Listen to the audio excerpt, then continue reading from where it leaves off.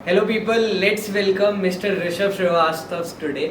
गलगोटिया से इन्होंने अपने टेन्योर का सबसे हाईएस्ट पैकेज मारा है। आज आपके सारे के सारे क्वेश्चंस कंप्लीट हो जाएंगे ऋषभ भैया के साथ बात करके। तो ऋषभ भैया, जब मैं आपसे पहली बार मिला था, आई बिलीव जब आप कुछ कम्युनिटी बेस्ड मॉडल चला रहे थे ना, क्या नाम था उसका? उसको हम लोगों ने स्टार्ट किया था तो यूनिकस नेम था। यूनिकस, हाँ, कितना बढ़िया नेम लगा था ना मेरे को स्टार्टिंग में। फिर हम मतलब उसके बारे में शायद डिस्कस कर रहे थे। तो क्या ऑब्जेक्टिव था, कौन सी ईयर में आपने वो स्टार्ट करा था? बेसिकली उसकी जो मतलब आइडिया डेवलपमेंट था वो हम लोग फर्स्ट ईयर से देख रहे थे, मेरे साथ जितना भी फ्रेंड्स का ग्रुप था। बट सेकेंड ईयर से हमने उसको थोड़ा सा इम्प्लीमेंट करने का स्टार्ट करने की कोशिश करी थी। तो आइडिया उसका मेन यही था कि बहुत सारे ऐसे लोग होते हैं जो मेरा फ्रेंड सर्कल था, उसमें मोस्ट ऑफ द पीपल जो थे उनका ये सीन था कि they were a kind of introvert basically, अगर मैं इसी लैंग्वेज में कहूँ। तो उस चक्कर में क्या होता था कि कई बार इंट्रोवर्टनेस की वजह से आप कई सारे एस्पेक्ट्स ऐसे होते हैं जो मिस कर जाते हैं, कई अपॉर्चुनिटीज मिस कर जाते हैं। Like if you are a good artist, if you are a good singer, if you are a good painter, then अगर आप इंट्रोवर्ट हो, आपने बहुत अच्छी अच्छी डिजाइन आर्ट्स क्रिएट करी, बट अगर आपने उसको पब्लिकली नहीं दिखाया तो आपकी आर्ट की वैल्यू आपके रूम में ही लिमिटेड रहेगी। राइट, तो वो कम्युनिटी उसके अराउंड तो it was a like a क्या कहते हैं, supportive community where the people would be supporting you, would be encouraging you कि हाँ, अगर आपकी आर्ट में दम है वो आपको फीडबैक्स देंगे। Like we also planned in the future कि हम कुछ स्पेशल जो इस फील्ड में स्पेशलिस्ट हैं उनको हम ऐड ऑन करें। क्या चैलेंजेस वगैरह है जो अभी वो नहीं चल रही? बेसिकली उसका जो मेन चैलेंज था जो मैंने आइडेंटिफाई किया था उस टाइम पे, वो था कि जो हमारी अप्रोच थी वो थी एक कम्युनिटी बेस्ड स्टार्टिंग की। और हिस्ट्री में जो अभी तक मैंने देखा, जो कम्युनिटी बेस्ड स्टार्टअप्स होते हैं वो ज़्यादा मतलब ग्रोथ उनकी in the terms of public value तो बढ़ जाती है, बट कुछ आगे उनका फ्यूचर मुझे क्लियर दिख नहीं रहा था। ये तो आपका स्पिरिट वगैरह उसमें थी स्टार्टअप्स एंटरप्रेन्योरशिप में, तो आपने अब ये जॉब क्यों ज्वाइन करी?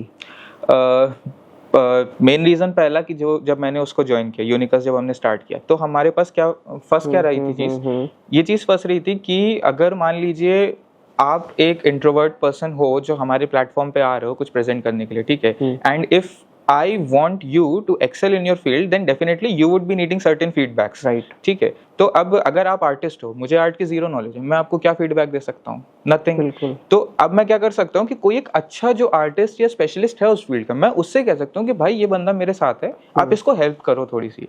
कोई फ्री में वो चीज नहीं करेगा, right. Definitely he would be needing something. तो एट दैट पॉइंट मुझे समझ में आया कि अगर कोई आ रहा है, मैं किसी को लेके आ रहा हूँ अपने साथ में, he would be expecting something। हाँ, शायद इवन लाइक कॉलेज में आई बिलीव अलग-अलग वर्टिकल्स ट्राई करना is a like part of the life.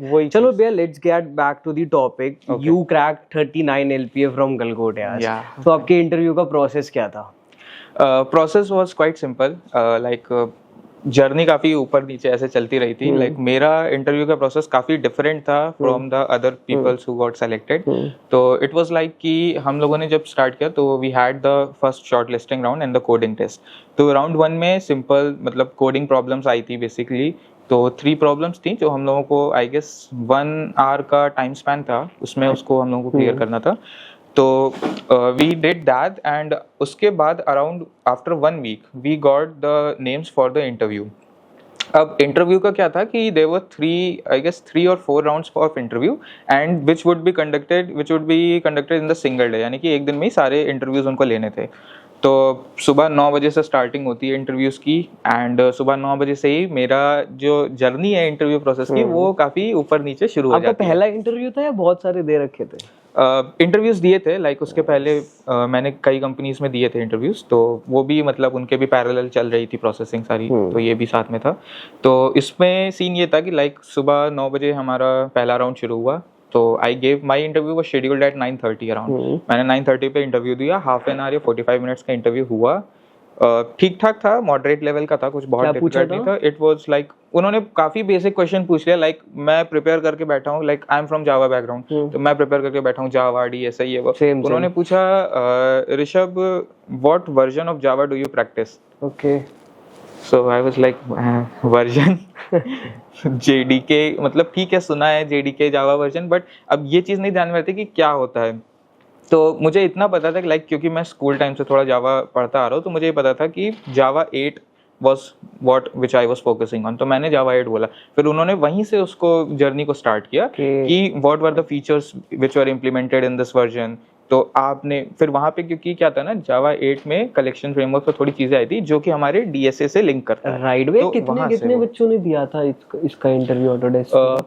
Interview के लिए शॉर्टलिस्टिंग आई गेस अराउंड 40 के अराउंड थे, 40 स्टूडेंट्स थे। तो शॉर्ट लिस्टिंग वाला क्राइटेरिया क्या था? मतलब एक जो गूगल फॉर्म होता है वो सबके ग्रुप्स में सर्कुलेट हुआ होगा दैट की 39 LPA की ऑटोडेस्क हायर करने आ रही है, है ना? उसके बाद फिर आई बिलीव सब ने ही अप्लाई करा होगा, मेंटेनिंग द एलिजिबिलिटी क्राइटेरिया जो कंपनी ने रखा होगा। क्या था वैसे eligibility criteria? Eligibility criteria was very simple, like उनको बेसिकली CS बैकग्राउंड से चाहिए था first, and the second thing was कि जो SGPA होनी चाहिए it should be 8.5 and plus. ठीक है, आई बिलीव कि 100 में से 30-40% की होगी और उन्होंने दे दिया होगा। फिर उसके बाद आपने उन 30-40% बच्चों में से कैसे स्टैंड आउट करा? स्टैंड आउट मुझे जो लगता है, लाइक जो फर्स्ट राउंड हुआ था कोडिंग का, उसमें क्या था, उसमें स्कोरिंग बेस्ड था कि लाइक 500 मार्क्स का पेपर है, एक कट ऑफ मार्क्स उन्होंने दिया 2 या 300, आपको उसके प्लस लाना था। तो दैट वाज क्वाइट इजी। उसको मतलब आपको कट ऑफ क्लियर करनी है, आपको ये नहीं फोकस करना है कि कंपटीशन में मुझे उससे आगे निकलना है, आपको फोकस करना है कि बस मेरा कट ऑफ क्लियर होनी चाहिए, लाइक द राइट माइंडसेट। कितने बच्चों की? 40 बच्चों की कट ऑफ क्लियर हुई थी? 40 या 45 ऐसा ही होगा, मुझे राइट फिगर नहीं याद है। ठीक है, फिर क्या हुआ भैया उसके बाद जब आप Java 8 बोला? फिर वही चीज कि Java 8 बोला तो उसमें कलेक्शन फ्रेमवर्क्स आते हैं, तो वहां से उन्होंने फिर DSA से उसको लिंक करके फिर DSA के क्वेश्चंस स्टार्ट किए। लाइक शुरुआत में उन्होंने basic link list hash map का क्वेश्चंस दिया, but what I found was that कि they were not focused, like उनका ये फोकस नहीं था कि आपको DSA में आप कितना पढ़ चुके हो, आपने ग्राफ किया, ये किया, उनका फोकस ये था कि आपने जो भी किया क्या उसको डीपली अंडरस्टैंड किया है या नहीं किया है, कि अगर आपने हैश मैप इंप्लीमेंट किया है तो हैश मैप को बनाने वाले ने क्या एग्जैक्टली थॉट प्रोसेस रखी होगी, या जब वो इंप्लीमेंट हुई तो बेसिक कुछ तो पीछे का कोडिंग हुआ होगा ना, उसका पीछे का लॉजिक क्या था। अच्छा, एक टॉपिक को आपने अच्छे से डीपली पढ़ा है या नहीं पढ़ा, ये उनका फोकस ये था कि आपने जो पढ़ा है वो आता है। क्योंकि एग्जैक्टली लाइक जो मैंने अभी तक नोटिस किया है कॉर्पोरेट वर्ल्ड में, वो ये चीज़ देखी है कि पीपल आर मोर फोकस कि मैं ये टेक्नोलॉजी सीख लूँ, मैं इसे कर लूँ, मैं उसे कर लूँ।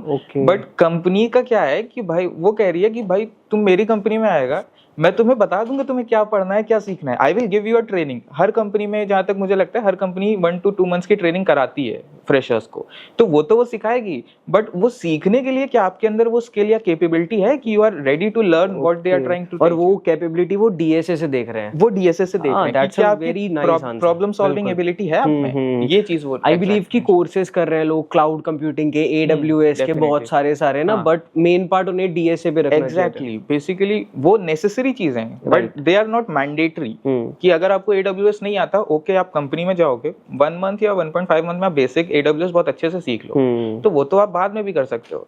बट द थिंग इज कि वो AWS यूज क्यों हो रहा है उस प्रोडक्ट में, AWS की खासियत क्या है, ये आपको पता है क्या?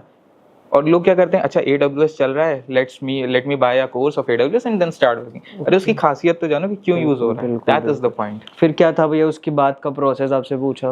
उसके बाद लाइक ऐसे ही वो डीप में क्वेश्चंस चले, फिर उन्होंने कहा इट्स ऑल ओके, थोड़ा बहुत मैंने उनसे फीडबैक लिया, उन्होंने कहा या you have a good hold on the Java, तो नॉर्मल बातचीत चली। उसके बाद उन्होंने मतलब फिर इंटरव्यू एंड हो गया बेसिकली, तो आई गेस 40 मिनट्स का 30 to 40 मिनट्स का इंटरव्यू हुआ, एंड आफ्टर दैट 11 AM के अराउंड, लाइक 11 o'clock के अराउंड सेकंड राउंड की लिस्ट आई। तो सेकंड राउंड की जब लिस्ट आई तो आई गेस 10 to 15 बच्चे ही केवल बचे थे जो सेकंड राउंड क्लियर किए थे, और जिसमें वो क्या कर रहे थे, लाइक जो मैसेज आ रहा था ग्रुप में, तो वो एक एक करके आ रहा था कि person X you have your interview scheduled at this way. Oh, nice. So we were like अच्छा आएगा एंड लाइक मेरे साथ मेरे सारे फ्रेंड्स बैठे हुए थे, हम लोग देख रहे हैं, एंड हुआ ये कि ये हम लोगों का ऐसे अप्रोक्सीमेशन था कि 10 to 15 मिनिमम उनको लेना चाहिए। तो उन्होंने आई गेस 12-13 नेम्स बोले, और जब इतना हो गया तो मेरा हो गया ऑटोडेस्क में। अच्छा, कौन से नंबर पे आया आपका, 12th नंबर पे, फर्स्ट पे? मेरा वही तो मैं बोला, जब 12 नेम्स हो गए और मेरा नेम नहीं आया, तो मैंने कहा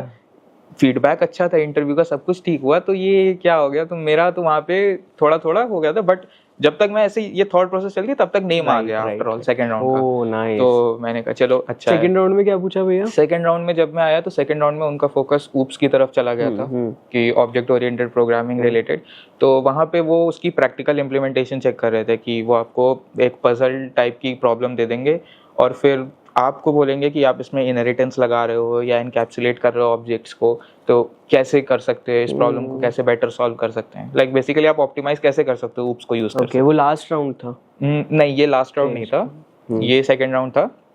इसके बाद एक थर्ड राउंड हुआ था, उसमें भी उन्होंने फिर उसको डीएसए पे ही था वो। उसमें थोड़ा मिक्सअप था, उसमें वो जावा के बेसिक क्वेश्चंस पूछ रहे थे और डीएसए का बेसिक था, कोई बहुत वैसा नहीं था। ऋषभ, फर्स्ट ईयर में कभी ऐसा सोचा था कि इतने लेवल तक का मैं पैकेज क्रैक करूंगा? सोचा तो लाइक ऑनेस्टली स्पीकिंग तो सोचा तो मैंने फाइनल ईयर में भी इतना नहीं था।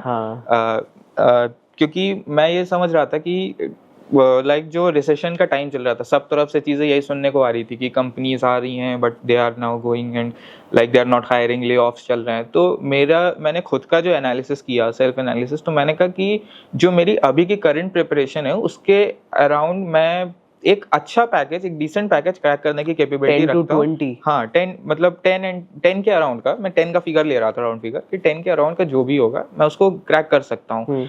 बट इसके चक्कर में मैंने क्या किया कि बहुत ऐसे नहीं किया कि मुझे हाईएस्ट पैकेज चाहिए या मुझे टॉप पैकेज चाहिए तो मैं उसके लिए डीएसए में दिन रात क्वेश्चन सॉल्व कर रहा हूँ। मैंने सब चीज को इक्वल टाइम दिया। डीबीएमएस हो गई, ऑपरेटिंग सिस्टम हो गया, अपना जावा हो गई, क्योंकि जावा में भी बहुत डीप चीजें हैं, तो सब चीजों को मैंने इक्वल टाइम दिया कि जो मेरी नॉलेज होनी चाहिए वो परफेक्ट होनी चाहिए। अगर मुझसे कोई कहता है कि भाई तुझे डीएसए में ये चीज नहीं आती, तो मेरी क्लैरिटी होनी चाहिए उस चीज में कि हाँ मुझे ये चीज नहीं आती क्योंकि मैंने ये चीज पढ़ी ही नहीं है।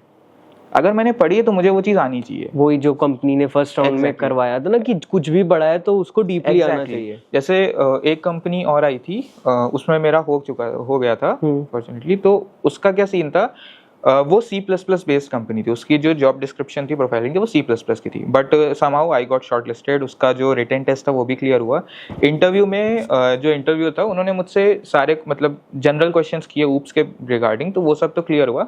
फिर उन्होंने यही क्वेश्चन लास्ट में बोला कि Rishabh you are overall good, मुझे उसमें कोई प्रॉब्लम नहीं है, बट हमारी जो जॉब प्रोफाइलिंग है वो एक C++ डेवलपर की है। आई बिलीव कंपनी तो मैटर करती नहीं, if you are going for a software developer role और कोई भी आपको लैंग्वेज आती है तो बैरियर तो है ही नहीं। नहीं, बैरियर नहीं होता, बट क्या होता है ना कि कंपनीज, अगर कोई अच्छी कंपनी आती है तो वो एक अपनी प्रोफाइल लेके आती है कि I want a software developer engineer, and उसको पता होता है कि मुझे अगर ये फ्रेशर आ रहा है बंदा, उसको किस टीम में डालना है। तो दे वुड बी नोइंग कि इसको ये प्रोजेक्ट मिलने वाला है, तो वो मतलब ये प्रेफर करती हैं कि आपको ये अंडरस्टैंडिंग हो पहले से, ताकि उनका वर्कलोड थोड़ा कम हो जाता है। राइट। तो इसलिए वो उनका ये कहना था कि हमें C++ डेवलपर का थोड़ा सा प्रेफरेंस है। ऋषभ ऐसा नहीं होता क्योंकि कोर कॉन्सेप्ट प्रोग्रामिंग के तो सब सिमिलर रहते हैं कि अगर मुझे जावा आती है तो मैं C++ में यूज्ड टू होने में मुझे आई बिलीव 1 मंथ लगेगा। Exactly, this is the right time approx में। तो 1 मंथ का एक गैप नहीं दे सकती कंपनी की। 1 महीना तुम लो, सारे अपने कॉन्सेप्ट C++ में कर लो, सीख लो और आ जाओ ज्वाइन। मतलब बिल्कुल कर सकती है, बट द थिंग इज कि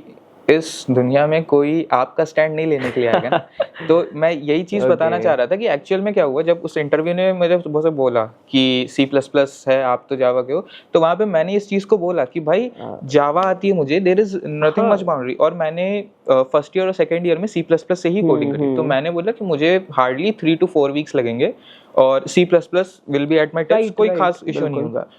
तब उसके बाद जाके उन्होंने मतलब वहां पे मुझे ऐसा कुछ पॉजिटिव फीडबैक या कुछ नहीं दिया, बट उसके बाद जाके उन्होंने मुझे हायर कर लिया। अच्छा। And they hired me for the C++ role, although I was a Java developer. तो बात ये है कि वो तो पूछेंगे क्वेश्चन, आपको अपना स्टैंड लेना पड़ेगा कि हाँ although I don't know but I will learn, मुझे मेरे अंदर वो कैपेबिलिटी है लर्निंग की। और कॉलेज स्टूडेंट्स के लिए बेस्ट चीज ये रहती है कि भाई आप फ्रेशर हो, आप जो बोलोगे उस चीज को आदमी सुनेगा, क्योंकि यू आर द यंगेस्ट और you will be the junior most developer which the company will be hiring. तो उनको एक फ्रेश टैलेंट जब मिलता है ना, तो कंपनी उस पर ज्यादा फोकस करती है। आप क्या बोल रहे हो, क्या सुन रहे हो, वो सब चीजें वो मैटर करती हैं वहाँ पे। ओके, ऐसा मतलब डरना सॉर्ट ऑफ हाँ, डरना नहीं चाहिए। मेन चीज कॉन्फिडेंस इज व्हाट मैटर्स। तो अगर आप कॉन्फिडेंटली बोल रहे हो कि हाँ ठीक है मुझे ये चीज नहीं आती, बट या I know that I can learn it very easily. तो आपने बताया अभी कि आपने भी बताया था जैसे कि आपने सारी चीज़ों पे इक्वली ध्यान दिया था, नॉट जस्ट कि आप डीएसए पे एक चीज़ को पूरा फोकस करके कर रहे हो। तो मेरा क्वेश्चन आपसे ऐसा है कि एज अ सॉफ्टवेयर डेवलपर में अप टू 40 लाख की अगर किसी को प्लेसमेंट अचीव करनी है तो किस टाइप की मेहनत उसको करनी चाहिए? अप टू 40 लाख, सबसे पहली चीज़ तो मुझे ये लगता है कि अगर आप कॉलेज फ्रेशर हो तो आपको कभी भी जॉब में पैकेज नहीं देखना चाहिए। फर्स्ट क्वेश्चन यही रहता है। वो अगर जैसे मैंने मोस्ट ऑफ द टाइम देखा, इनफैक्ट मैंने भी ये चीज़ करी थी। फर्स्ट ईयर में आया कॉलेज में, देखा अच्छा हाईएस्ट पैकेज इतना जा रहा है, तो एक वो फिगर लोग बना लेते हैं कि टारगेट इज 50 LPA 40 LPA, कि मैं उसके नीचे कंपनी में अप्लाई नहीं करूंगा। हाँ, ऐसी बना लेते हैं। तो आप उस चीज़ में अपना नुकसान कर रहे हो बेसिकली। आपने एक वो टारगेट बना लिया 40 LPA, तो अब होगा क्या, अगर अब मैं दोनों पर्सपेक्टिव से बात करूंगा, फर्स्ट ईयर वाले की भी और फाइनल ईयर वाले की भी। फर्स्ट ईयर का बंदा जब ये टारगेट बना लेता है कि मुझे 40 LPA चाहिए, तो क्या होगा, उसे पता है कि now I will have to be serious in my studies, I will have to focus everything on the studies. इतना ज़्यादा स्टडी हो जाता है कि जो कॉलेज टाइम होता है जिसमें आपको एंजॉय भी करना होता है, चीज़ों कनेक्शंस बिल्ड करने होते हैं, अलग अलग एक्सपीरियंसेस को ट्राई करना होता है, आप सब चीज़ें मिस आउट कर जाओगे।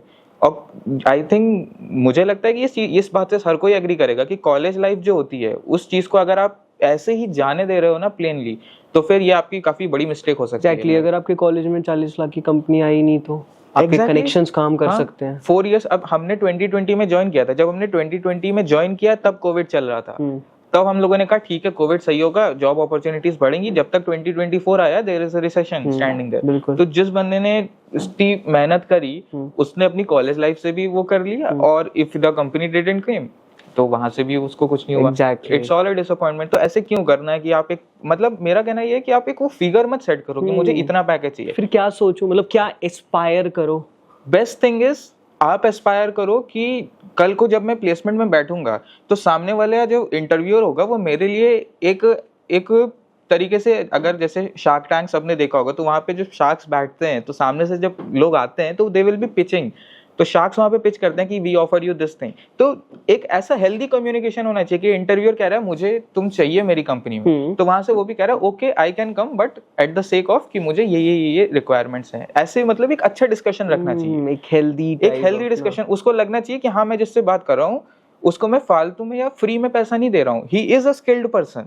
ओके, तो वो चीज मैटर करती है कि उसको ये लगना चाहिए अंदर से कि हाँ इसके अंदर कुछ बात है, he can do it. Although अगर आपको नहीं आता कोई बात नहीं, जैसे मेरे कई इंटरव्यूज हुए, मैंने बोला है मुंह पे कि sir I don't know this problem, sir मुझे ये चीज नहीं आती। वहां पे वो ये नहीं कहता कि तुमको नहीं आता तो मैं नहीं लूंगा, वहां पे वो यही देखते कि how effectively you are trying to deal with those negative situations. आप बोल रहे हो कि नहीं आता बट हाँ आई कैन लर्न इट, तो वो कॉन्फिडेंस वहाँ पे वो मेन चेक हो। फाइनल ईयर वाले को क्या एस्पायर करना चाहिए? फाइनल ईयर वाले के लिए ये रहता है कि आपको अपने पीछे की जो जर्नी रही है कॉलेज की उसको आपको एनालाइज करना चाहिए और देखना चाहिए कि आप अभी कहाँ पे स्टैंड कर रहे हो। राइट। तो वहां से आपको फिर करेक्ट अंडरस्टैंडिंग मिलेगी कि मुझे क्या करना चाहिए, क्या मुझे अभी और प्रेप की जरूरत है। अगर है तो आप उस पर वर्क करिए, अगर आपको लगता है मैंने इनफ किया हुआ है तो फिर आपको बाकी चीजें आई गेस की there is karma there is God. तो बाकी चीजें in terms of like development वगैरह भी करनी चाहिए। हाँ, डेवलपमेंट बिल्कुल ट्राई करना चाहिए, बिकॉज वो चीज तो ऐसी चीज है जब आप कंपनी में जाते हो काफी बेनिफिट करती है आपको। ऋषभ भाई, आपने कोडिंग की जर्नी स्कूल टाइम से स्टार्ट करी थी? हाँ, मतलब 10th 11th से। हाँ, बट या करेक्टली लाइक 10th में हमारे में, like I am from ICSE board, तो 10th से हम लोगों में जावा हो जाती है स्टार्ट। बट वहाँ पे क्या था कि लाइक मैंने कुछ एक्स्ट्रा ऑर्डिनरी कोडिंग अलग से नहीं करी थी, अलग से टाइम कोडिंग को कभी नहीं डेडिकेट किया। All thanks to my like computer teacher जो मेरे स्कूल में थे स्कूल टाइम पे। उनका क्या सीन था कि वो आते थे क्लास में तो वो good morning, hello, sit down, इस सब से उनको मतलब नहीं है। He just takes out the marker और सिंपली क्वेश्चंस लिखना शुरू, write a program to do this, write a program to. तो मुझे लगता है कि मैंने 2-3 इयर्स में अप्रॉक्स 100-150 प्रॉब्लम्स मैंने सॉल्व करी होंगी। ओके, नाइस, जावा की। गुड नंबर स्कूल में। हाँ, स्कूल में। तो उससे क्या हुआ कि ऐसा नहीं था कि मैं अभी ये जो हम लोग कॉम्पिटिटिव कोडिंग या जो लीड कोड पे प्रॉब्लम सॉल्व करते हैं वो ऐसी प्रॉब्लम्स नहीं थी, बहुत सिंपल प्रॉब्लम्स थी। बट उससे हुआ क्या कि जो लॉजिक बिल्डिंग वाली चीज होती है जो लोग मिस करते हैं जब कोडिंग स्टार्ट करते हैं कि हाँ भैया मैंने सीख तो लिया फॉर लूप कहाँ लगता है, कैसे होता है, बट लगाऊं कैसे, मुझे याद ही नहीं आता कि यहाँ फॉर लूप लगेगा, यहाँ इफ एल्स लगेगा। वो जो लॉजिक बिल्डिंग चीज होती है वो मुझे स्कूल टाइम पे आ गई थी। लाइक कि मेरे को फॉर्मूला पता है बट मेरे को ये नहीं पता कि कैसे लगेगा वो क्वेश्चन में ना। हाँ शायद आई बिलीव मैंने भी यही चीजें फेस करी थी कि मतलब पता ही नहीं चल रहा था कौन से क्वेश्चन में कौन से कॉन्सेप्ट लगने हैं ना। वो आपको अंडरस्टैंडिंग तभी होगी जब आप इजी लेवल वाले कई सारे क्वेश्चंस लगाओगे तो आपको चीजें पता चलती हैं। जब एक और मैं क्विक क्वेश्चन पूछना चाह रहा हूँ, जैसे डीएसए का ऐसे ही रहता है कि अगर आपने 2 दिन करा और 1 दिन नहीं करा तो वो पिछला 2 दिन का तो कुछ भी याद नहीं रहता था, मतलब as I experience the thing. तो इसका सॉल्यूशन एक बेसिक लाइन में आप कंसिस्टेंसी कहोगे ना कि कंसिस्टेंट रहो और जब ही वो सॉल्व होएगी चीजें। हाँ बिल्कुल, लाइक इसमें ये रहता है कि हाँ कंसिस्टेंसी तो बिल्कुल ही मैटर करती है। अगर आप कंसिस्टेंसी नहीं रखोगे, अब तो कंसिस्टेंट ना होने का सीधा सीधा मतलब ये होता है कहीं ना कहीं कि आप डेडिकेटेड नहीं हो जो आप एस्पायर कर रहे हो, या तो आपके एस्पिरेशंस झूठी है या फिर कुछ प्रॉब्लम है कहीं ना। बिल्कुल बिल्कुल। वो 1-2 एक्सेप्शन केसेस आ जाते हैं जहाँ पे definitely you can not manage to be a consistent, 1-2 दिन का गैप होता रहता है। वहां पे आपको हेल्प करेंगे जो आप नोट्स बना रहे होंगे रेगुलर बेसिस पे, कि अगर आपने कोई प्रॉब्लम सॉल्व करी और उसमें आपको कुछ दिक्कत हुई कि हाँ यहाँ पे मैं फंस रहा था, तो फिर आपने थ्रू बाय मीन्स या किसी हेल्प से आपने उसको ठीक किया, तो आपने उसको नोट किया। तो अगर आप 2 दिन के बाद आके जब उसको पढ़ोगे तो आप वापस उस लेवल पे आ जाओगे जहाँ पे आप थे। बट अगर आपने नोट्स नहीं बनाए, सिर्फ कोडिंग चलती जा रही और आपने 1 हफ्ते के लिए कोडिंग छोड़ दी, तो फिर आपको फिर से स्क्रैच से देखना। ऑलराइट भैया, डीएसए में डीप डाउन जाकर बात करते हैं कि अप टू 40 लाख के लिए डीएसए के अंदर क्या क्या चीजें प्रिपेयर करनी मस्ट रहती है। आई बिलीव कि अगर आप हाईएस्ट पैकेज के लिए एस्पायर कर रहे हो तो डीएसए में फिर इफ बट नहीं आता है, फिर आपको डीएसए आनी चाहिए पूरी, ट्री ग्राफ जितने भी एल्गोरिदम्स हैं सब कुछ आने चाहिए। बट अगर आपने ये सोचा है कि मुझे प्लेस्ड होना है at a decent package, at a better package, तो वहाँ पे थोड़ा बहुत क्राइटेरियाज आ जाते हैं, लाइक रेंजेस होती हैं। For example if you are targeting for around 8 to 10 LPA, तो जनरली ये देखा गया है सिनेरियो में कि जो 8 to 10 LPA की आस्क वाली कंपनीज होती हैं वो आपसे लिंक लिस्ट और हैश मैप्स यहाँ तक ही पूछती हैं। इसके ऊपर लाइक जो ट्रीज हो गए, ग्राफ्स हो गए, ये वहाँ तक नहीं जाती, रेयरली जाती हैं। और अगर वो जाएंगी भी तो फिर वो थोड़ा उसको थ्योरेटिकल या कॉन्सेप्चुअल रखेंगी, आपसे इम्प्लीमेंटेशन वाइज कुछ डीप एल्गोरिदम नहीं पूछेंगे। बट अगर यही आपने उस पैकेज को बढ़ा के 20 या 20+ कर दिया, तो फिर डेफिनेटली आपको फिर ग्राफ्स, डीएसए और जो आपकी बाकी सारी एल्गोरिदम्स होती हैं, सारी चीज़ों को अच्छे से प्रैक्टिस करना आना चाहिए। आपने पूरा डीएसए कर लिया था पूरा? हाँ डेफिनेटली मैंने डीएसए कंप्लीट किया हुआ है। बट मेरा वीक पॉइंट जो था वो ग्राफ था, क्योंकि ग्राफ में क्या था, मुझे उतना टाइम नहीं मिल पाया स्टडी करने का, तो इसलिए मैंने ग्राफ में क्या किया, मैंने ग्राफ की एल्गोरिदम्स उतनी नहीं पढ़ी, बट मैंने कॉन्सेप्चुअल बिल्डिंग कर ली कि अगर ग्राफ है तो ग्राफ के क्या क्या कॉन्सेप्ट्स हैं, ग्राफ कैसे बन रहा है, ग्राफ को इम्प्लीमेंट कैसे करना है, ये जो छोटी छोटी चीज़ें हैं, जब मैंने ये पढ़ लिया तो अगर कल को कोई कंपनी मेरे से ग्राफ बेस्ड कोई एल्गोरिदम या कोई क्वेश्चन पूछती भी है तो एटलीस्ट मेरे पास कुछ नहीं तो ये आंसर तो है कि सर मैंने ग्राफ को स्टडी किया है, इतनी डीप में नहीं किया, but I have a conceptual knowledge. तो अगर मैं उसको इम्प्लीमेंटेशन वाइज कोडिंग नहीं दिखा सकता हूँ तो मैं उसको ओरली एक थ्योरेटिकल अंडरस्टैंडिंग तो दिखाई सकता हूँ, फंडामेंटल्स बता सकते हो, फिर इमेजरी क्लियर हो जाएगी उसको कि मैं क्या सोच रहा हूँ। आफ्टर ऑल वो चेक क्या करना चाह रहा है, वो यही चेक करना चाह रहा है कि प्रॉब्लम सॉल्व करते टाइम आपकी थिंकिंग क्या जा रही है, किस डायरेक्शन में जा रही है, तो वो तो आप दिखा ही सकते हो ना। आपने बताया था कि आपने सारी चीजें अच्छे से लेकर चले आप, तो एकेडमिक्स भी उसमें से एक होगा, तो सॉरी, तो उसका पार्ट भी थोड़ा सा एक्सप्लेन करो कि लाइक आपने कोडिंग के बाद सेकंड प्रायोरिटी एकेडमिक्स को दी थी या फिर अपने एक्सप्लोरेशन वाले पार्ट को दी थी? मैंने क्या किया था, लाइक जो मेरी अंडरस्टैंडिंग थी उसके बेसिस पे मैंने क्या किया, मैंने कोडिंग और एकेडमिक्स दोनों को सेपरेट किया ही नहीं था। तो मैंने क्या किया, मैंने उसको बोला एकेडमिक्स है, तो मैं जब टाइम डिवाइड करता था कि मेरा शेड्यूल बन रहा है, रूटीन बन रहा है, तो मैंने उसमें दिया कि for example if I am going to study for 4 hours, तो मैं उस 4 आवर्स की स्टडी को बढ़ा के 5 आवर्स का कर देता हूँ, और उस 5 आवर्स की स्टडी में 1 आवर मैं कोडिंग को या एकेडमिक्स को दे दूंगा। अब उसमें होता क्या है कि coding is unlimited, okay, questions are unlimited, problems are unlimited, तो और देयर आर हाई चांसेस कि जब आप एक अच्छे लेवल पे क्वेश्चन सॉल्व करोगे तो आप उसमें फंसोगे। और मेरा तो ये सीन था कि मैं एक ही प्रॉब्लम को लेके 4-4 घंटे तक बैठा हुआ हूँ, कई बार 1-1 दिन लग जाते थे। तो अगर मैं ऐसे करने लग जाता तो फिर मेरी स्टडी जो एकेडमिक्स की थी वो हैम्पर होती। तो इसलिए मैंने बेस्ट अप्रोच क्या करी कि मैं अपनी स्टडी का एक पोर्शन लेता था कि for example if I am going to study the DBMS, तो मैं डीबीएमएस की स्पेसिफिक टॉपिक्स की ये 2 टॉपिक्स पढ़ने हैं मुझे, तो मैं फिर दिन में उस 2 टॉपिक्स को पढ़ूंगा from academics point of view, और जो बचा हुआ टाइम है उस पूरे टाइम में मैं अपनी कोडिंग को दे दूंगा। फिर मेरे को तो लगता है कि फर्स्ट सेमेस्टर ही राइट ईयर होता है अपनी कोडिंग की जर्नी स्टार्ट करने का। आपको क्या लगता है इसके बारे में? जैसे बहुत लोग ऐसे बोलते हैं कि नहीं, फर्स्ट ईयर पूरा आप एक्सप्लोर करो, फिर जो आपको एक चीज मिलेगी उसके बाद उस सेकेंड और थर्ड ईयर में उसके ऊपर जाओ। ये काफी फेमिलियर क्वेश्चन है क्योंकि इस चीज में मैं फंस चुका हूँ। जैसे मैंने तो फर्स्ट सेमेस्टर में ही कर दी थी। मेरे सीनियर्स ने, टीचर्स ने बोला था कि अभी आप एकेडमिक्स करो और मल्टीपल वर्टिकल्स ट्राई करो।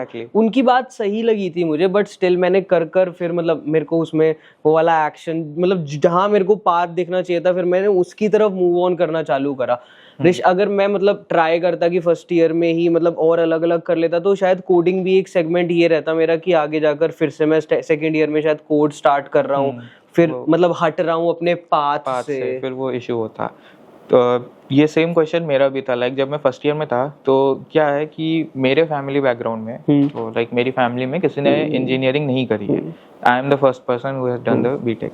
तो अब प्रॉब्लम क्या आती है कि जब मैं यहाँ पे आया तो मेरे लिए कोई ऐसा गाइड वाला था नहीं, तो मुझे यही लगा कि जो टीचर बोल रहे हैं या जो सीनियर से कनेक्ट करके आपको पता चल रहा है वो चीज़ बेटर होगी। इस चक्कर में मैंने उनकी सुनी, उनका यही कहना था कि आप एक्सप्लोर करो, चीज़ें देखो।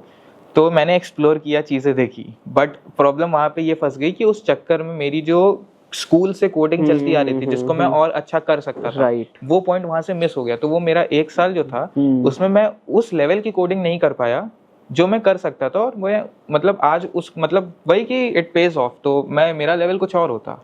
सही बात है। मतलब एक तो सेगमेंट ऋषभ भैया यही रहता है कि फर्स्ट ईयर में आपको हर चीज एक्सप्लोर करनी चाहिए, but if you are an engineering student, आपको ज्यादा वर्टिकल्स के बारे में नहीं पता, तो शायद फर्स्ट सेमेस्टर में आप ट्राई करो कोडिंग्स में अपने हैंड्स ऑन करने में। मैं तो ये कहूंगा कि अगर कोई बोल रहा है कि आप एक्सप्लोर करो तो डेफिनेटली एक्सप्लोर करो, बट आप इसी चीज को एक्सप्लोरेशन का भी पार्ट रखो। एग्जैक्टली, आप इसको एक्सप्लोर करने में मतलब अगर मैं वीडियो एडिट कर रहा हूँ और डिजाइन डांस कर रहा हूँ तो कोडिंग भी एक सेगमेंट है। ऐसा थोड़े कि आपको सब आता है, नहीं आता है तभी पढ़ रहे हो, तो आप इसको भी एक सेक्शन डाल दो कि एक्सप्लोर करूंगा, भले थोड़ा सा ही करो, बट वो एक वही की कंसिस्टेंसी रहती है ना, कंसिस्टेंसी ऑलवेज पेज ऑफ, तो वो चीज बेटर होती है। Last time I hosted a female candidate और उसने अराउंड 17 से 20 लाख का पैकेज क्रॉस करा था and her soft skills was amazing. उतनी ज्यादा टेक्निकली उसने चीजें मेरे को एक्सप्लेन नहीं करी, बट सॉफ्ट स्किल उसकी बहुत अच्छी थी and she itself told me कि हाँ मेरे को भी कॉन्फिडेंस है, मैंने सॉफ्ट स्किल पे पैकेज निकाला है। तो व्हाट डू यू थिंक कि प्लेसमेंट के लिए सॉफ्ट स्किल ज्यादा मैटर करती है या फिर टेक्निकली, या फिर वो बराबर रहती है चीजें? मुझे ये लगता है कि सॉफ्ट स्किल्स डेफिनेटली मैटर करती है। जैसे you have a decent soft skills, उसकी बहुत हाई थी, मतलब अच्छी थी, हम मेरे से भी अच्छी थी, आपकी से भी अच्छी थी, माइट भी। तो क्या लगता है आपको कि वो रीजन होगा उसका जो उसने वो क्रैक कर लिया? आपने एग्जांपल्स देखे हो?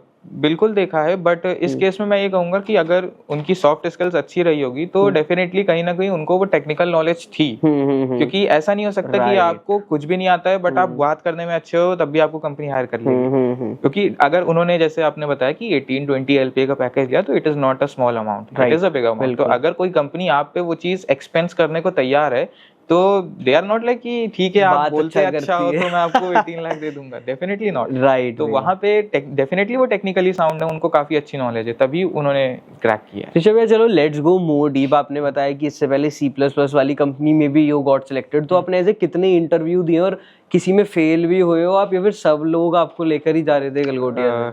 लाइक होता क्या था ना कि यहाँ पे जब आप कंपनीज आती हैं, जब आप उसको अप्लाई करते हो, तो जब आप वो गूगल फॉर्म फिल करके सबमिट करते हो तो इट इज़ लाइक मुझे वो चीज़ नहीं कहनी चाहिए बट इट इज़ लाइक कि completely not in your hands कि वो शॉर्टलिस्ट होके, मतलब आपको फर्स्ट राउंड जो एप्टीट्यूड राउंड होता है उसमें भी आपको शॉर्टलिस्ट करके बैठने का मौका मिल रहा है कि नहीं मिल रहा है, इट इज़ कम्प्लीटली अनप्रेडिक्टेबल।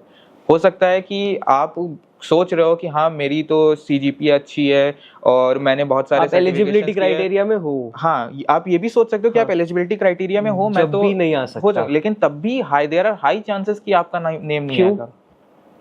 अब इस चीज का एग्जैक्ट रीजन तो मुझे भी नहीं पता है एग्जैक्टली, बट ये रहता है कहीं ना कहीं कि क्योंकि कंपनी से शॉर्टलिस्टिंग होती है और डेफिनेटली अगर किसी कॉलेज में 4000-5000 स्टूडेंट्स पढ़ रहे हैं तो company definitely they are not going to study each and everyone's resume, तो वो कुछ ना कुछ एल्गोरिथम लगाते हैं, कुछ वाइब देखती होगी ना, डेफिनेटली कुछ तो उनका फैक्टर रहता ही है, तो देयर आर चांसेस कि आप मिस करेंगे। तो सेम चीज मेरे साथ भी थी।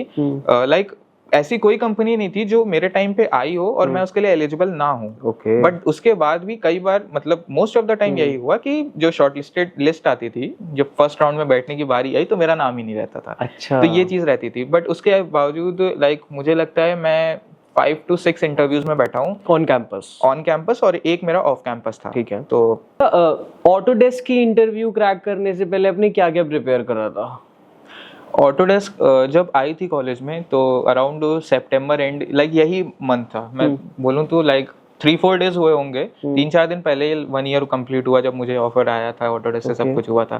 तो तब तक ये होता है ना कि अक्टूबर तक ऐसा टाइम आ जाता है कि वो फिर डू और डाई की सिचुएशन बन चुकी होती है। तो अगर आप अक्टूबर लाइक जो फाइनल ईयर स्टूडेंट है, अगर आप अक्टूबर नवंबर तक भी ये सोच रहे हो कि मुझे अभी चीजें प्रिपेयर करनी है, जैसे मेरा अभी केस हुई है, ओके हाँ, अगर आप ये सोच रहे हो कि मुझे अभी चीजें प्रिपेयर करनी है तो फिर आप पैकेज मतलब there are high chances you will get placed. But अगर आप बहुत अच्छे पैकेज की एक्सपेक्टेशंस कर रहे हो तो वहां पे थोड़ी प्रॉब्लम हो सकती है। ओके। तो ये रहता है कि अक्टूबर तक आपको सब कुछ क्लियर होना चाहिए। आपने इंटर्नशिप्स, हैकाथॉन्स वगैरह कुछ पार्ट टाइम जॉब्स एक्सपीरियंस कर रखी है? मैंने अप्लाई किए थे, लाइक इंटर्नशिप्स करी है मैंने।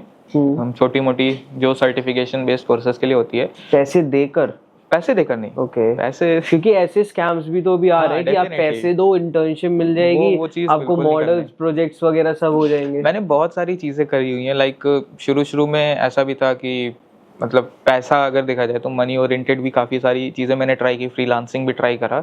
सारी चीज़ें ट्राई करने के बाद मुझे ये चीज़ समझ में आई कि आप थोड़ा बहुत पैसा अर्न कर सकते हो इन सब चीज़ों से, बट अगर आपको उस चीज़ की नॉलेज नहीं होगी, प्रॉपरली स्किल्ड नहीं होंगे उस चीज़ में, तो आप इसमें ग्रो नहीं कर सकते हो। तो उस पॉइंट के बाद से मैंने इन सब चीज़ों को बंद कर दिया था। तो मैंने फ्रीलांसिंग और सब चीज़ें बंद करके फिर मैं जब कोडिंग और इसमें आया कि अल्टीमेटली एक पहले जॉब सिक्योर करके एक बैकग्राउंड फाइनेंशियली स्टेबल हूँ, उसके बाद फिर देख सकते हैं कि हम क्या एक्सप्लोर करके क्या और अच्छा कर सकते हैं। गलगोटियास में फ्रेंड्स वगैरह कैसे थे? वो कल्चर मिल गया था आपको पढ़ने वगैरह का?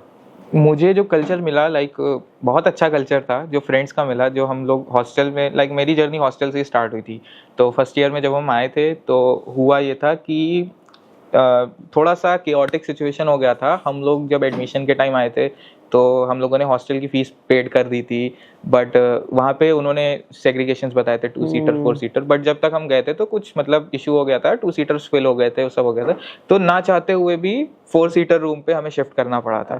तो आई वाज लाइक कि मैं थोड़ा सा इंट्रोवर्टेड टाइप का हूँ, तो मैं उतना प्रेफर नहीं करता हूँ लोगों को सामने से इतना अप्रोच करने का। तो आई वाज विशिंग कि 2 ठीक है, 2 सीटर इज ओके, एक झेला जा सकता है, 4 में 3 कैसे झेले जाएंगे। तो मेरा पॉइंट ऑफ व्यू वो चल रहा था। बट जब मैं गया वहां पे तो लकीली हुआ ये कि जो मेरे रूममेट्स थे उसमें से 2 मेरे ही बैच के थे और एक जो है CS कोर का था, but we were all from CSE। तो हम सब लोग साथ के थे। और द फर्स्ट थिंग, लाइक मुझे आज भी वो टाइम काफ़ी ऐसा फनी लगता है जब फर्स्ट टाइम हम लोग बैठे, हमारे पेरेंट्स थे, सब लोग चले गए, अब हम 4 लोग बैठे हैं, लाइक उज्ज्वल, सिद्धांत और शाश्वत था। तो हम सब 4 लोग बैठे थे। हम लोगों ने कहा क्या करें। अब हम 4 लोग सोच रहे हैं क्या बात करें। अच्छा। तो वी वर लाइक हाँ भाई, और तू कहाँ से, ऐसे नॉर्मल बात होगी। तो अब क्या किया जाए, तो हम लोगों ने कहा यार कल तो असाइनमेंट सबमिट करना था ना। तो डेफिनेटली मतलब हम लोगों को कुछ पता ही नहीं था, आउट ऑफ नोवे किसी का मन नहीं था असाइनमेंट करने का, बट सबने असाइनमेंट निकाला, एक बेड पे बैठ के सब असाइनमेंट लिख रहे थे। अच्छा। तो जर्नी हमारी इस पॉइंट से शुरू हुई थी कि भाई क्या करें, कैसे बात करें, असाइनमेंट कर रहे हैं बैठ के, और वो इस पॉइंट तक चले गए। लाइक वो लास्ट तक ऐसे ही कंटिन्यू हुई कि फिर हम लोग कुछ भी करते थे तो एक दूसरे को बस कॉल किया, चल भाई चलते हैं, घूमना है, कुछ करना है। तो ऐसे बॉन्ड बनता चला गया। बेस्ट चीज उसमें ये रही कि जितने भी रूममेट्स रहे, जितने भी दोस्त रहे, उन्होंने ऑलवेज सपोर्ट किया कि अगर मैं बोल रहा हूँ कि कहीं पे मुझे नहीं जाना है तो देवर लाइक एक बार बोलते हैं, 2 बार बोलते हैं। तो अगर ऐसा है कि मैं 3-4 महीने हो गए हम कहीं बाहर गए ही नहीं है तो वो जबरदस्ती ले चलते थे कि भाई तू चल। और अगर ऐसा है कि काफी आउटिंग हो रही है और मैं बोल रहा हूँ नहीं अब थोड़ा जरूरी काम है, तो फिर ठीक है तुम अपना देख लो, कोई ऐसा इशू नहीं है। Supportive friends, definitely. लाइक कई बार ऐसा भी सीन हुआ था कि मतलब और लोगों के पर्सपेक्टिव से कई बार लोगों को ऐसा भी लगता है कि ऋषभ जो एक अपने में रहता है, तो he is a kind of like a rude person, वो अपनी उसमें रहता है। तो मेरा ऐसा सीन नहीं है, लाइक मैं जल्दी अप्रोच नहीं कर पाता हूँ, बट इफ समवन अप्रोचेस मी तो फिर वहाँ पे चीजें मैनेज हो जाती है कि मतलब अगर एक बार बात शुरू हो जाती है तो इजी रहता है, बट वो कॉन्वर्सेशन स्टार्ट करना मेरे लिए काफी डिफिकल्ट होता है। तो ये आपकी लाइफ में कभी ऐसे प्रॉब्लम हुई है इस वाली चीज को लेकर? लाइक जब तक पहले तो हुई नहीं, और अब मैं इस पे वर्क करने लगा हूँ तो अब उतनी होने की चांसेस नहीं है। तो लाइक जब मैंने शायद पहले आपसे बात कर रहा था और अब बात कर रहा था तो शायद चेंज ही हो गया। वही चीज पूरे पॉडकास्ट में पता चल गया अभी तक। तो वही चीज की वो कॉन्वर्सेशन स्ट्राइक की प्रॉब्लम आती थी मेरी कि मैं स्टार्ट कहाँ से करूँ, बट अब वो चीजों पे वर्क कर रहा हूँ तो वो चीजें ठीक हो गई हैं कि बात हो जाती है। भैया अगर मैं नॉन टेक्निकल बैकग्राउंड से हूँ और मेरे को टेक्निकल ही प्लेसमेंट में बैठना है, रुक जाओ मैं फिर से बोलता हूँ, अगर मैं नॉन टेक्निकल बैकग्राउंड से हूँ और मेरे को टेक्निकल वाली कंपनी की प्लेसमेंट में बैठना है तो मेरे को क्या क्या तैयारी करनी पड़ेगी? जो फर्स्ट चीज आपको पता होनी चाहिए वो है कि कोडिंग लैंग्वेज आपकी क्लियर होनी चाहिए, आपको किस में कोड करना है। और उसके बाद जो चीज़ देखनी है, लाइक थोड़े मतलब आप थोड़ा एफर्ट कर सकते हो, थोड़ी चीज़ें आप वही चीज़ लाइक आई सेड कि कुछ चीज़ें आपके कंट्रोल में नहीं है तो आपको वो छोड़नी पड़ेगी। फॉर एग्जांपल जो कंपनीज आती हैं कॉलेज में तो कुछ होती हैं विच डिमांड कि मुझे जो स्टूडेंट चाहिए it should be from a CSE और एन IT ब्रांच, और मैं किसी और ब्रांच के स्टूडेंट को नहीं लूँगी। तो उस केस में तो आप कुछ कर ही नहीं सकते हो। बट जो कंपनीज ऐसी है कि they are open to all, वहाँ पे आपको ये ध्यान रखना है कि आप कोडिंग में स्ट्रांग हो, फंडामेंटली स्ट्रांग हो। क्योंकि जब किसी को पता चलता है कि आप नॉन टेक्निकल बैकग्राउंड से हो तो वो आपसे ट्री और बाइनरी ट्रीज और ग्राफ्स नहीं पूछेगा, वो आपसे बेसिक कोडिंग पूछेगा कि आपको बेसिक आती है। क्योंकि उसे पता है कि जिस बंदे ने 4 साल कोडिंग या कुछ पढ़ा ही नहीं है, अगर वो हमारी प्लेसमेंट में बैठ रहा है तो सबसे पहले इसके बेसिक्स स्ट्रांग है कि नहीं है। तो इसका मतलब आपको तो नॉन टेक्निकल पर्सन के लिए सबसे ज्यादा तो यही चीज है कि आपको बेसिक बहुत अच्छे से क्लियर होनी चाहिए, क्योंकि आपसे तो बेसिक्स पूछी ही जाएंगे। फंडामेंटल्स फर्स्ट क्वेश्चन होगा आपसे, तो आपको वो चीज क्लियर करनी होगी। भैया लेट्स सपोज कि मैं कंप्यूटर साइंस में नहीं, मैं EC मैकेनिकल वगैरह की किसी ब्रांच में हूँ और अब मेरे को अब लाइक लेट्स सपोज कि मैं फर्स्ट ईयर में EC मैकेनिकल वगैरह की ब्रांच में हूँ और मेरे को एम है कि 4th ईयर में फाइनल ईयर में मेरे को एक टेक्निकली कंपनी क्रैक करनी है, तो क्या मेरा रोड मैप रहना चाहिए फ्रॉम गलगोटियास? स्टार्टिंग ऑन, अगर आप फर्स्ट ईयर से स्टार्ट कर रहे हो तो सबसे पहले तो आपको कुछ नहीं सोचना चाहिए, सीधे सीधे एक लैंग्वेज उठा लेनी है जो आपको अच्छी लगे। उस लैंग्वेज के बेसिक्स आप क्लियर करो फर्स्ट ईयर में सबसे पहले, ठीक है। और अगर वो चीज़ आपकी ठीक हो जाती है तो आप ग्रेजुअली DSA की तरफ मूव कर सकते हो, लेकिन DSA में भी हार्ड पे पहुंचने की ज़रूरत नहीं है। आप एरेस पढ़ो, स्ट्रिंग्स करिए क्लियर, ये सब बेसिक करिए। फर्स्ट ईयर में आपको बहुत लोड लेने की जरूरत नहीं है, फर्स्ट ईयर ऐसे निकालिए। जब आप सेकंड ईयर पे आते हो तो सेकंड ईयर में आप DSA पे फोकस हो जाइए। लैंग्वेज का मतलब फर्स्ट ईयर तक आपको लैंग्वेज रेडी हो जानी चाहिए, सेकंड ईयर में आप DSA पे फोकस करो कि अब आपकी language ready, now I will work on DSA। जब आपका DSA हो रहा है उसके साथ में, क्योंकि कई बार क्या होता है ना, आदमी DSA करके थोड़ा बोर भी हो जाता है, क्वेश्चंस नहीं सॉल्व हो रहा है, बैठे हुए हैं, क्या करें। तो उसके साथ में अगर आपके पास आपका टाइम अलाउ कर रहा है, आपके पास कैपेबिलिटी अलाउ कर रही है, आप कर सकते हो, वर्क प्रेशर ले सकते हो इतना कि आप स्टडीज भी मैनेज कर लो, तो आप एक कोई डेवलपमेंट वाली चीज, लाइक अगर आपको वेब डेवलपमेंट में इंटरेस्ट है या कोई भी जो आपको एक्सप्लोर करनी है फील्ड, काफी टाइम से आपने नहीं किया हो, there are various fields, data science है, क्रिप्टो है, इतनी सारी चीजें हैं। तो अगर आपको उन सब में इंटरेस्ट है, एक्सप्लोर करना है, तो second year is the best time जब आप उसको एक्सप्लोर कर सकते हो। पैरेलली एक्सप्लोर करिए। सेकेंड ईयर एंड तक आपका DSA, जो आइडियल सिचुएशन है वो ये होना चाहिए कि सेकेंड ईयर एंड तक आपकी DSA कंप्लीट हो जानी चाहिए। बट अगर नहीं भी है तो definitely you have a buffer of third year. ये थर्ड ईयर का जो पीरियड होता है ना, ये बफर होता है कि आपने 2 साल जो गलतियां करी हैं वो आप थर्ड ईयर में रिकवर कर सकते हो। बट अगर आपने थर्ड ईयर में भी उन गलतियों को रिकवर नहीं किया तो फिर वो गलतियां रहेंगी, उसको फिर नहीं। भैया आपकी 4 साल की लाइफ डिकोड करते हैं ब्रीफ में, मतलब कि फर्स्ट ईयर में कौन कौन से वर्टिकल्स में थे, कहाँ फ्रीलांसिंग करी? मैंने कॉलेज आने से पहले ये सारे काम किए थे। अगर मैं बताऊं, कॉलेज ज्वाइन करने के बाद मेरा ये था कि जब मैंने कॉलेज ज्वाइन किया, वही चीज़ जैसे मैंने बताई, फर्स्ट टाइम ज्वाइन किया था, तो मुझे ये था कि मैं जब आया मैंने खुद को एकदम ब्लैंक कर दिया था कि अब यहाँ से जो होना है वो मैं जो गाइड करेगा सामने वाला, जो एक्सपीरियंस होगा उसके थ्रू चलूंगा। तो मैंने टीचर्स की सुनी, मैंने जो सीनियर्स थे जिनसे बात हो रही थी उनके थ्रू जानी चीज़ें, तो धीरे धीरे उसके through first year second year मैंने बढ़ना शुरू किया। बट उसमें प्रॉब्लम ये आई कि मैं फिर उनकी ही गाइडेंस पे चल रहा था कि टीचर ने बोल दिया कि ये वाली चीज़ें सही है, इसको करना है, चल रहा था। It was until second year जब मुझे ये चीज़ रियलाइज हुई कि थोड़ा आपका अपना विजडम डालना ज़रूरी होता है। तो लाइक मैंने ये चीज़ अभी शेयर करी कि जब मैंने स्कूल टाइम जावा में किया कोडिंग, जब मैं कॉलेज में आया तो मुझे टीचर्स से और फ्रेंड्स से ये पता चला कि C++ and C is much preferred for coding. तो मैंने क्या किया, जावा छोड़ के जो मैंने 2-3 साल कोडिंग करी है, मैंने C++ स्टार्ट कर दी। ओके, फर्स्ट ईयर में तो मैंने C++ से कोडिंग स्टार्ट कर दी। अब मैं C++ पढ़ रहा हूँ, उसके फंडामेंटल्स क्लियर कर रहा हूँ। बट प्रॉब्लम क्या होती थी कि जब भी मैं कोई कॉन्टेस्ट दे रहा हूँ, कोडिंग कर रहा हूँ, कौन से प्लेटफॉर्म पे? मैंने फर्स्ट ईयर मैंने सारे प्लेटफॉर्म ट्राई किए हैं to be honest. First year में मैंने कोडशेफ से स्टार्ट किया था, उसके बाद फिर मैं कोडिंग निंजास पे गया, और लीड कोड क्या था, वो थर्ड ईयर में पैरेलली करता था। बट कोडिंग निंजास, कोडशेफ, मैंने सारा सब कुछ ट्राई कर रखा था। ठीक है। तो फर्स्ट ईयर में क्या हुआ कि जब ये कॉन्टेस्ट या कोड्स करते थे तो मेरे से कोडिंग होती नहीं थी। लाइक लॉजिक मुझे पता है कि हाँ ये होना है, प्रॉब्लम सॉल्व, बट लिखूं कैसे? मुझे वो जो सिंटेक्स थे C++ के समझ ही नहीं आते थे। सी इन हो रहा है, सी आउट हो रहा है। अब मैं लिखता हूँ जावा में system.out.println, और वहाँ पे वो सी इन, सी आउट और std लाइब्रेरी है उनकी अलग अलग, फिर मेन चीज पॉइंटर्स जिसकी तो बिल्कुल मतलब उसका तो वास्ट इतना कॉन्सेप्ट है पढ़ने में ही।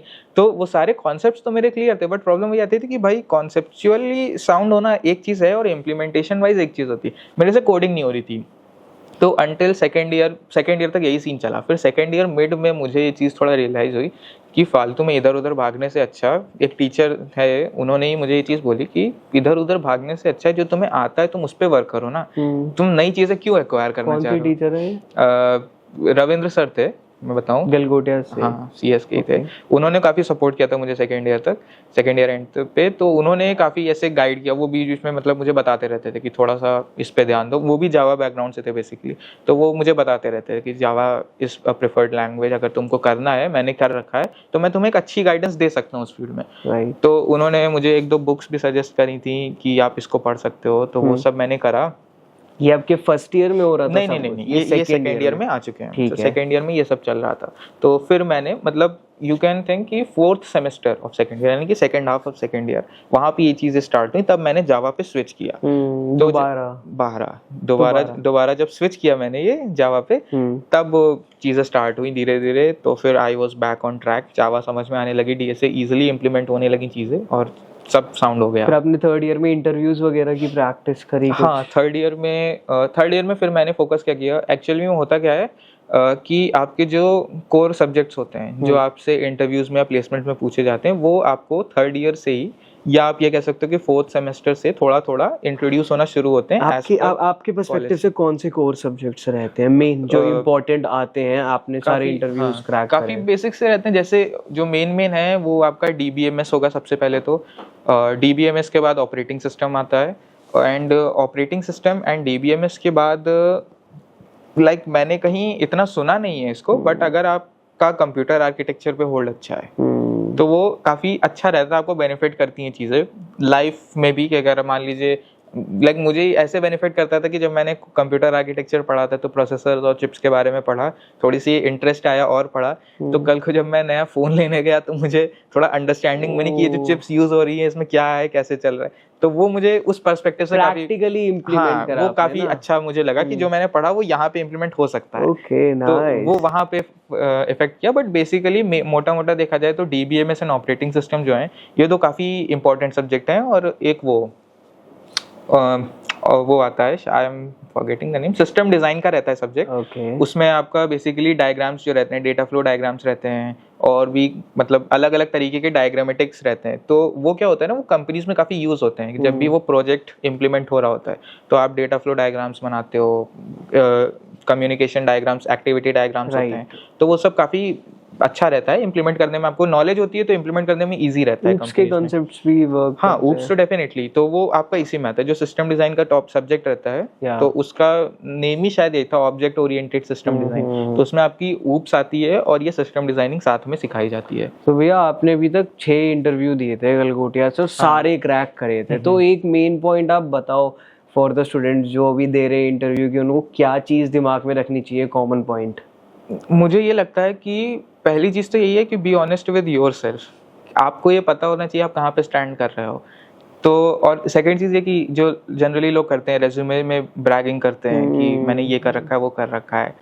ठीक है, उतना ही ब्रैग करिए जितना आप उसको इंटरव्यूअर अगर बोले तो आप उसको कंप्लीट कर पाओ, कवर अप कर पाओ, ठीक है। नहीं तो फिर कोई मतलब ही नहीं बचता। अगर आपने इंटरव्यू रेज्यूमे में लिख दिया, उसने पूछ लिया, तो वहीं पे आपका गेम ओवर हो जाएगा। तो पहली चीज तो खुद को एनालाइज करिए कि आप कहाँ पे स्टैंड कर रहे हो, क्या आपकी नॉलेज है, और बिल्कुल क्लियर रहिए कि ये चीज या तो मुझे आती होगी या तो नहीं आती होगी। ये बीच का कोई सिस्टम नहीं होता है कि हाँ पढ़ा था सर याद नहीं आ रहा। ये सब अगर आप कर रहे हैं तो फिर गलत इंप्रेशन, हाँ गलत इंप्रेशन भी पड़ रहा है, एंड वो आपको फिर बेनिफिट नहीं करेगा, कहीं ना कहीं नुकसान हो रहा है आपका। तो आपको वहाँ क्लियर होना पड़ेगा कि या तो ये आता है या तो नहीं आता है।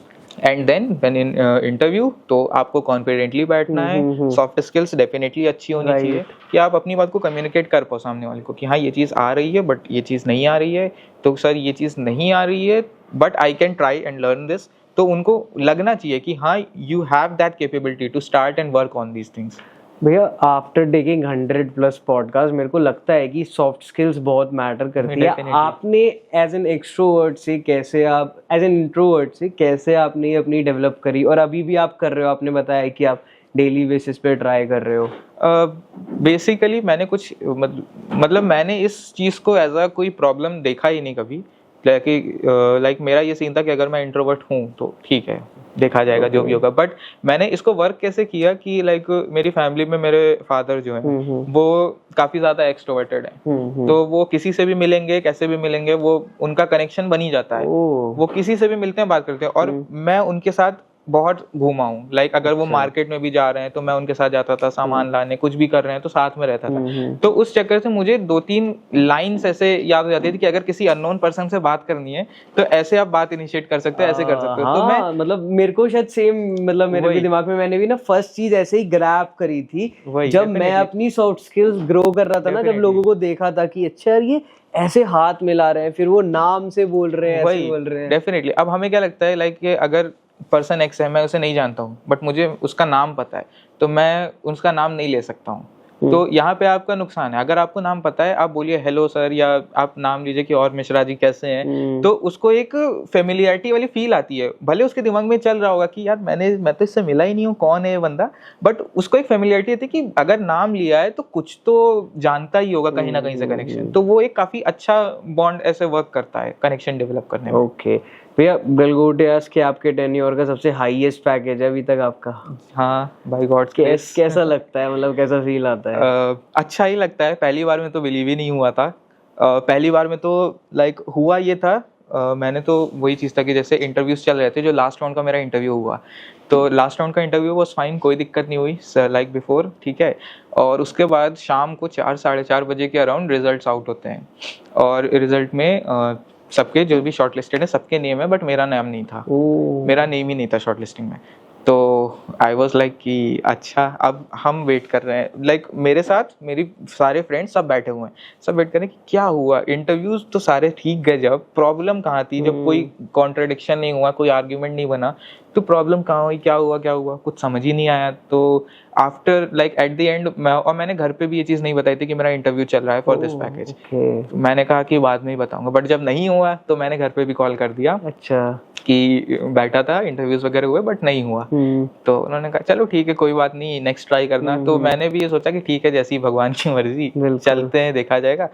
उसके बाद मेरा क्या था कि उस दिन मैं मंदिर जाने वाला था, कुछ तो काम था, तो मतलब मैं उधर जा रहा था।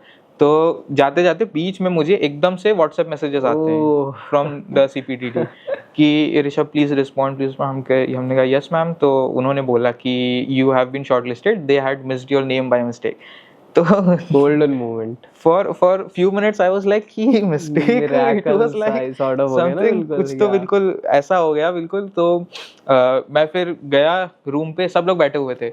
अब सब लोग आपस में सोच रहे हैं, दे वर डिस्कसिंग। मैं अलग रूम में था, सारे फ्रेंड्स अलग रूम में थे, तो वो डिस्कस करते कि भाई ठीक है, जैसी उनकी मर्जी, कुछ तो देखा होगा उनको, बाकी लोग सेलेक्ट हुए, उनमें कुछ अलग देखा होगा, कुछ नया होगा।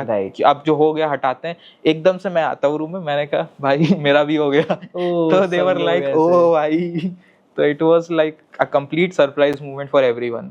स्पिरिचुअल वाला पार्ट ऐड करता है कुछ, मतलब इन सारी चीजों में क्या लगता है आपको? ऑफ टॉपिक बात करें तो डेफिनेटली ऐड करता है। अब ये तो लाइक हर किसी के बिलीव के ऊपर होता है कि आप बिलीव करते हो नहीं करते हो, बट अगर कोई चीज है तो आपके बिलीव करने या ना करने से मैटर नहीं करेगी, आप उसको कुछ भी बोल लो तो डेफिनेटली। जैसे जब मैं लास्ट बारी मैंने मतलब आई बिलीव 4 से 5 लोग एक साथ ही होस्ट करे थे पॉडकास्ट में, एवरीवन वाज लाइक 17 to 20, तो उस टाइम ना मतलब वो सब एक ही कंपनी के थे और जन्माष्टमी के अराउंड सबका आया था एक ही, तो एवरीवन वाज लाइक कि जन्माष्टमी में मेरा आया, जन्माष्टमी में हमने फास्ट रखा था, तो सब लोग यही सोच रहे थे कि यार स्पिरिचुअल थे हम और इसलिए हमारा पैकेज लग गया। ये चीज रहती है, बट मैं ये नहीं कहता हूँ कि यही सच हो सकता है। अगर आपको मानना है तो आप मानने के लिए तो कुछ भी मान सकते हो।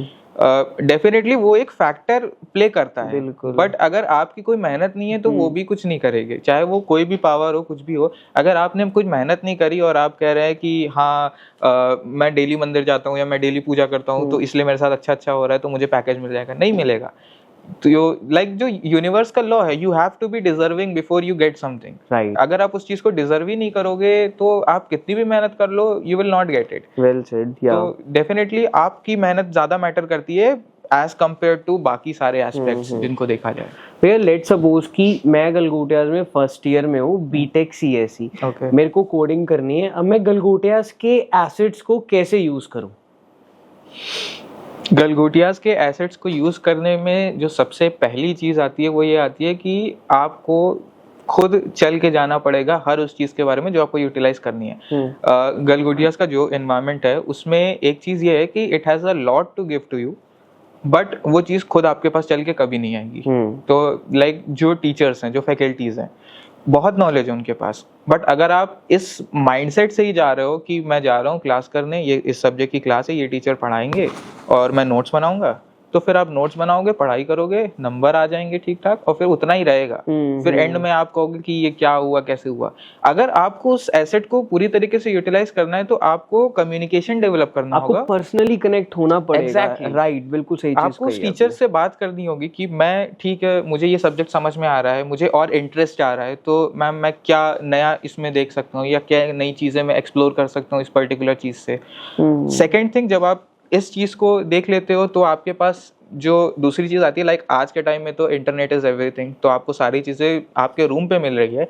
बट तब भी अगर आपको ऐसा है कि लाइक कुछ लोगों की प्रॉब्लम होती है कि मैं हॉस्टल में रह रहा हूँ बट मेरी रूम पे पढ़ाई हो नहीं पाती है क्योंकि सब कमोशन रहता है, you can not study well, उस केस में आपके पास सेकंड ऑप्शन बेस्ट है। जो लोग कॉलेज हॉस्टल में रहते हैं उनके लिए तो कि कॉलेज लाइब्रेरी, आप निकल जाओ, आपको कौन डिस्टर्ब कर रहा है। इवन अब तो शायद सैटरडेज में भी खुली रहती है ना, और 7 बजे तक खुली रहती है गलगोटियाज की लाइब्रेरी। मेरे टाइम पे तो ये नहीं था, लाइक मेरे टाइम पे ये 7 बजे वाले फैक्टर आ गया था टाइमिंग, बट वो नहीं था। ओके, मेरे को लगता है भैया फैकल्टीज वाला पॉइंट आपने बहुत सही कहा कि मतलब अब वो क्लास में सब बच्चों को एक पर्टिकुलर चीजें ही बताएगा। अगर आप पर्सनली जाओगे तो शायद वो और ओपन होकर आपको और वर्टिकल एग्जैक्टली। और दूसरी चीज ये भी है कि वो फैकल्टीज हैं तो they have a lot of pressure, उनको सिलेबस भी कवर करना है और सारी चीजें। तो अगर आप ये समझो कि वो क्लास में आके आपको आउट ऑफ द बॉक्स भी चीजें बताए और पढ़ाई भी करा दे, तो दोनों चीजें तो नहीं हो पाएंगी। तो फिर जैसे आपने फिर से वही स्टार्टिंग में कहा था सब चीज में अपने मैनेज करा था, तो गलगोटियाज में अपने अटेंडेंस और असाइनमेंट्स कैसे मैनेज करें?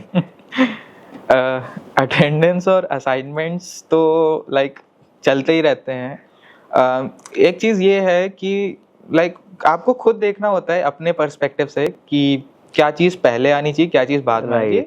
तो द थिंग इज कि you should be clear of everything. तो जैसे अटेंडेंस का बात करूं मैं, तो क्लासेस करनी है, इसको यूटिलाइज कैसे कर सकते हैं? बेस्ट थिंग इज, मैं क्या करता था पहले कि मैं जा रहा हूँ लाइब्रेरी में बैठ के एकेडमिक्स की, जैसे कोई सब्जेक्ट है, एग्जाम आ रहे हैं, उसके लिए पढ़ रहा हूँ।